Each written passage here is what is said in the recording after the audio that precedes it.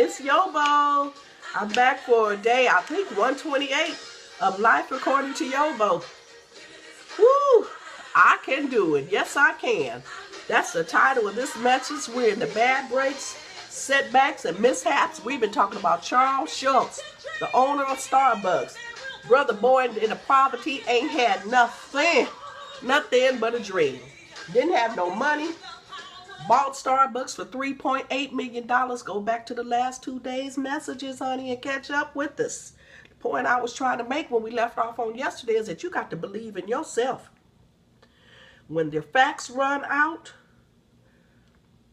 that's when you have to, facts will run out. And when you reach that point, you will have to leap into faith. Facts will run out.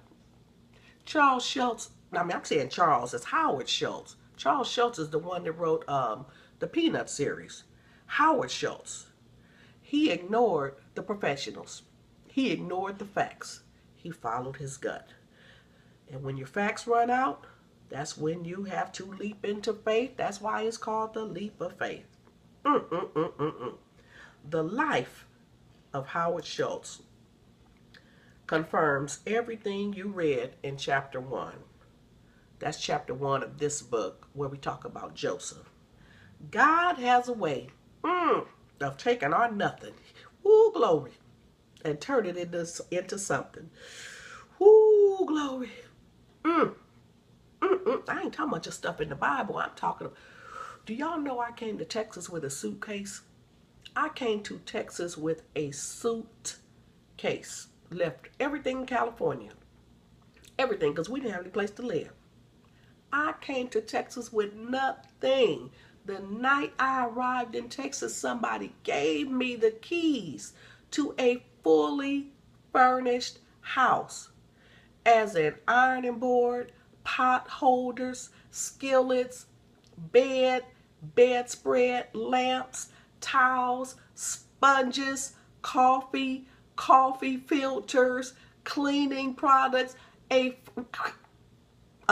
vacuum bags, rugs for the bathroom, 2 bathrooms, curtains, furniture, TV, remote control. I don't think we had a microwave, no coffee pot, had to get though.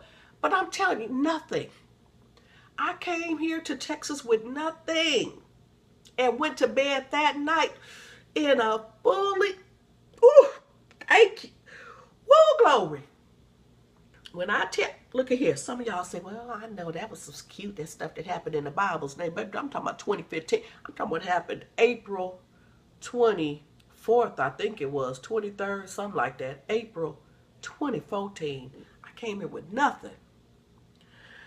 God has a way. Where was I reading? Where was I?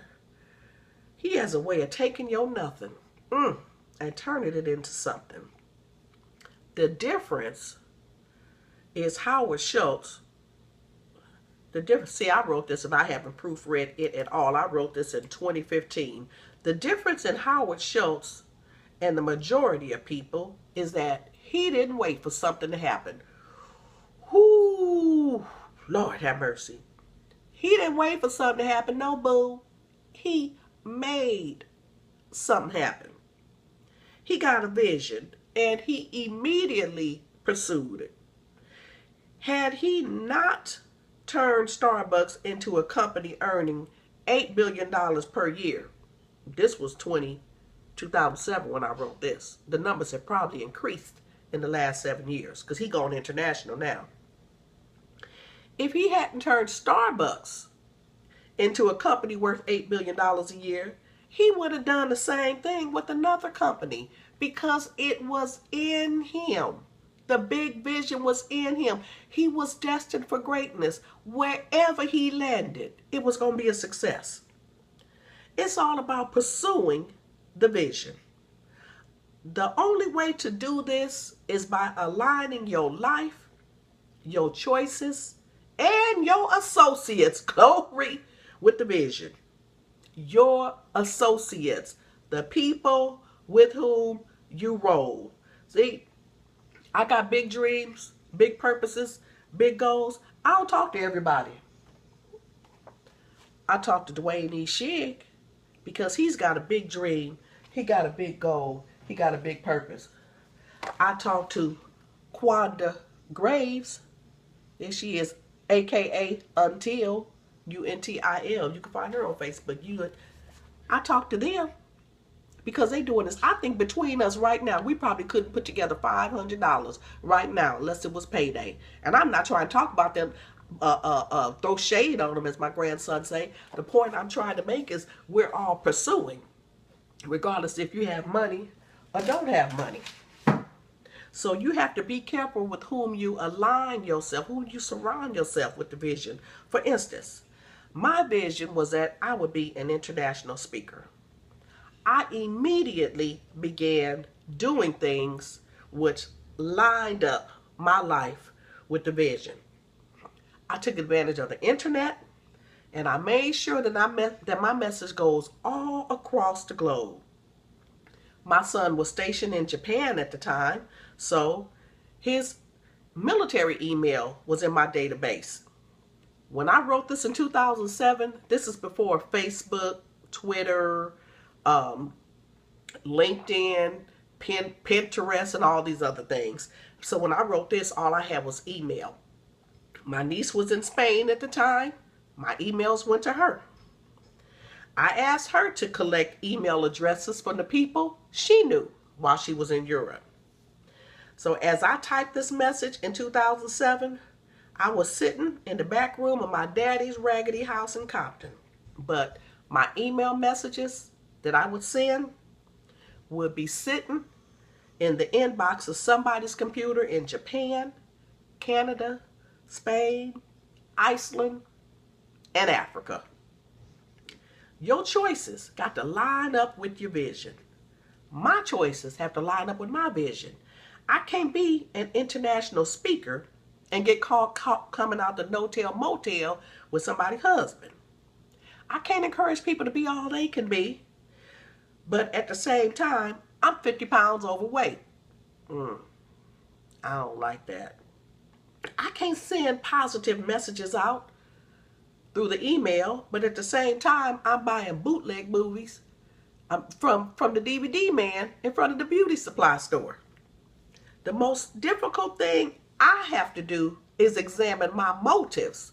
If I'm sending out a positive message, I got to make sure all my motives are positive.